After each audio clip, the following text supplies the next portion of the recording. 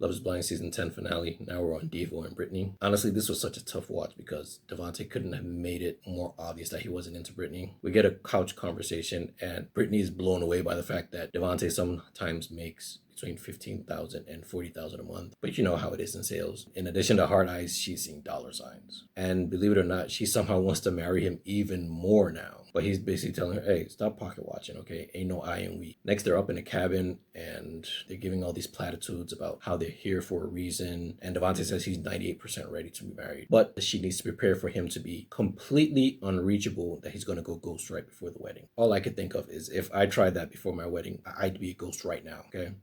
Then Devonta drops his big joker. The one thing that seemingly knocked Brittany off balance, a prenup. And based on her answer, I kind of have to say I side with Devonta here. Like, even under normal circumstances, a prenup isn't something that's taboo, much less a marriage or a wedding that's coming up in such a compressed timeline. Brittany talks about how she needs to think about it, and Devo's basically like, hey, if this is a deal breaker from you, I'm not gonna let go. Then they pray together. They're back at Brittany's house, and it seems like Devo is finally ready to put her out of her misery. But Brittany's playing some masterful defense. And I'm just like, Brittany, get up, get up. He's telling her how he simply can't get married right now. And when I thought Brittany had finally turned a corner, she's almost like filling in the gaps for him. Like, no, yeah, I get it. We need to wait. We need to like give it some time and then we'll be back. Like, this is just a pause, right? And then she's asking him about the future and he's like, I'm not a fortune teller. Damn. And then he ends it with, we will be in touch. Girl, you just got fired, okay? You just got fired. So in Devonta's one-on-one, he says the fact that she already pre-bought a wedding dress kind of made it seem like Brittany just wanted to get married regardless of who the dude was. And again, I kind of see myself siding with Devo again. Brittany, why are you putting me in this position? But in her one-on-one, she talks about the dress being proof of how much her parents know she wants to get married. Kind of making Devo's point. But then she says something that kind of connects several dots for me, and I feel like they should have connected some dots for her as well. She mentions how she never met Devonta's mother in person.